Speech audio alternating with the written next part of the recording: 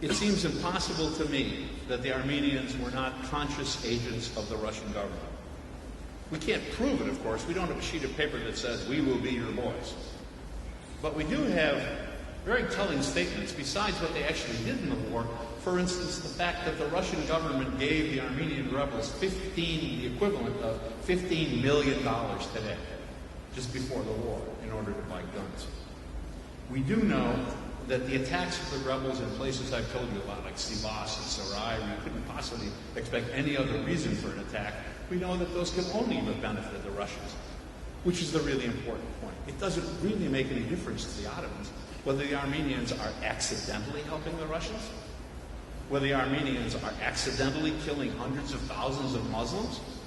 It doesn't make any difference. The point is that they are doing it, and that the Ottomans know they're doing it, and that they feel they have to do something about it. Not only so that they can continue to fight the war, but so that they can defend the slaughtered Muslims who are being attacked by the Armenians. And that's the answer to the question. Why did the Ottomans relocate the Armenians? They did it because they justifiably feared them. They feared them because they were the agents of the Russians, their enemies, and they feared them because they were slaughtering Muslims. Was deportation a harsh measure? Yes, an exceedingly harsh measure. Was it justified? Well, surely the Ottomans felt it was justified because they couldn't think of what else to do. We'll never know.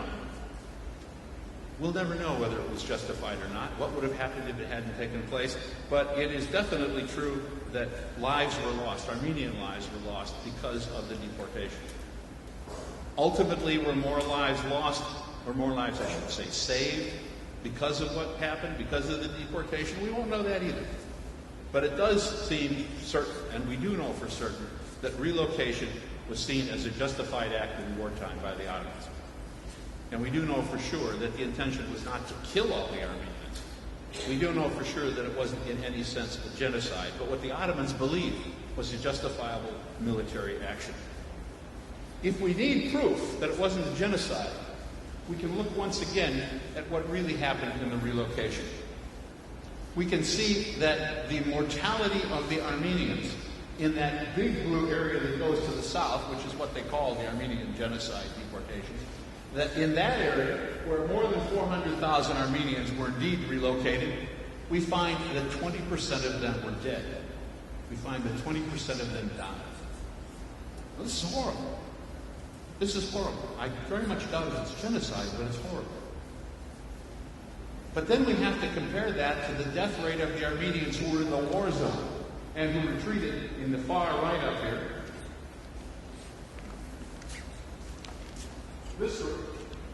We have to compare it to them. Those Armenians who were in the war zone and who went away not being deported by the Ottomans but running for their lives, more than half of them died. Actually, the Armenians who were relocated by the Ottoman government did better, quite a bit better. It's still horrible. But in looking at that horror, we have to also look at what happened to the Muslims, the Turks, the Kurds, the Ottomans who stayed loyal to their government. What happened to them? There were hundreds of thousands of Armenian refugees, yes, but there also were more than 1 million Muslim refugees, those green arrows that you see. People who are never talked about, as if they never existed. We also have to talk about what happened to the Muslims of provinces like Van. At the end of World War I, 2/3 of the Muslims of Van were dead. So if we talk about what happened to the Armenians and how they suffered, and we should, we must also talk about what happened to the Turks and the Kurds, to the Muslims, because they suffered at least as bad. When we ask, did the Muslims ever actually commit acts against the Armenians? Were Ottoman officials ever involved in actually organizing massacres of Armenians? Yes. Just like Armenian rulers, or Armenian leaders or parties were organizing attacks against Muslims. We know for sure in 2 areas of Anatolia, in Trabzon and in Harput, that there were officials who did order the massacre of Armenians. We know that this took place.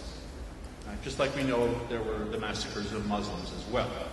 The difference between the massacres of Armenians by Muslims and the difference between that and the massacres of Muslims by Armenians was that the Ottomans tried and convicted the people who were guilty of crimes against Armenians.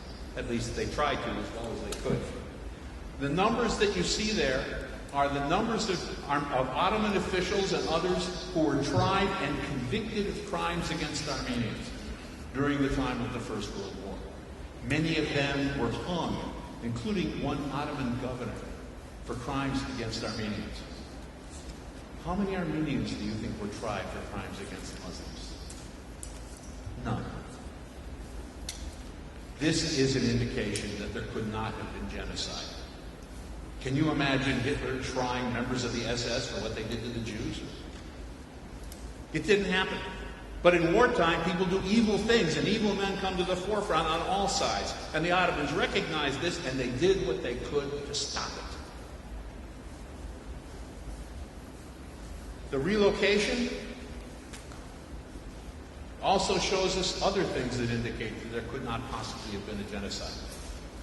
As you can see on the map, in Istanbul, 80,000 remain. In Europe, 24,000 remain. In the Izmir area, 11,000 remain.